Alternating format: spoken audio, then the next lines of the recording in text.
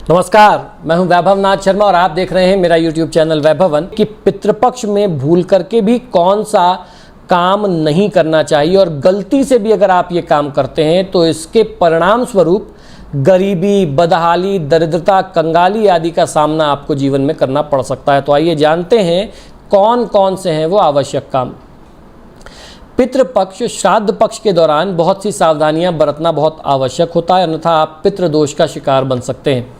आपकी किसी भी एक छोटी सी गलती से अगर पितृदेव रुष्ट होते हैं तो आपको कंगाली, दरिद्रता या जीवन में कई प्रकार की बाधाओं का सामना तक करना पड़ सकता है। हमारे धर्मशास्त्रों के अनुसार पितृपक्ष के दौरान पितृलोक के द्वार खुलते हैं और सभी पितृ धरती पर आगमन करते हैं, इसलिए इस समय उनके लिए तर्पण या श्राद्ध किया जाता है जिससे उन्हें मोक्ष की प्राप्ति होती है। इस समय में आपके द्वारा किए गए श्राद्ध न केवल आपके पितरों को बल्कि ब्रह्मांड में विचरण कर रहे सभी पितरों के लिए मोक्ष प्राप्ति के द्वार खोलता है। पितृपक्ष में खाने से लेकर के कपड़ा पहनने तक में कई प्रकार की सावधानियां बरतना बताया गया है। कई लोग इन नियमों से अनजान होते हैं और कुछ ऐसा कर बैठते हैं जिससे शास्त्रों में निषेध माना गया, नहीं करने को बोला गया है। तो आज मैं आपको वही बातें बताऊंगा कि पितृपक्ष के दौरान आपको कौन कौन सी सावधानियां बरतनी चाहिए ताकि आप पितरों की नाराज़गी से, उनके कोप का भाजन आप न बने, उससे बच सकें। पितरों के लिए श्राद्ध और तर्पण करना इसलिए अनिवार्य बताया गया क्योंकि इससे उनका आशीर्वाद प्राप्त होता है। अगर आपको उनकी मृत्यु की तिथि याद नहीं है तो ऐसे में सर्व पितृ मोक्ष अमावस्या जो पितृपक्ष का आखिरी दिन होता है, उस दिन आप उनके निमित्त तर्पण और श्राद्ध जरूर करें। आप रोजाना भी तर्पण और ब्राह्मण भोजन करा सकते हैं। पितृपक्ष के दौरान आपके द्वार पर आने वाले किसी भी अतिथि मेहमान का आप अनादर न करें, अपमान न करें, उसका मजाक न उड़ाएं। इन 16 दिनों में हो सकता है आपके पितृ कोई भी रूप में, किसी भी तरीके का रूप धारण करके आपके द्वार पर आकर के खड़े हो जाएं, इसलिए इस दौरान किसी भी भिक्षुक, अतिथि या किसी भी आगंतुक का आप अनादर बिल्कुल न करें। इस दौरान आपको पशु पक्षियों को भी भोजन और जल देना चाहिए। साथ किसी भी जीव को परेशान आप बिल्कुल न करें, अन्यथा आपके पितृजन आपसे रुष्ट हो सकते हैं, नाराज हो सकते हैं। इस बात का भी विशेष ध्यान रखना होगा कि आपके द्वारा गाय और ब्राह्मण का अपमान बिल्कुल ना हो।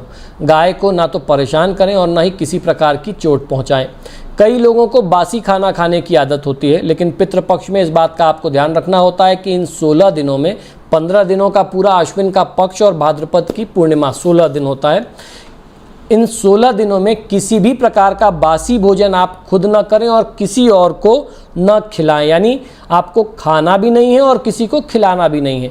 साथ ही साथ संभव हो तो मांस, मदिरा आदि का सेवन प्रयोग भी इस दौरान बहुत ही मतलब कठोरता से आपको नियम पालन करना चाहिए कि आप वो चीज़ें एकदम त्याग दें, छोड़ दें।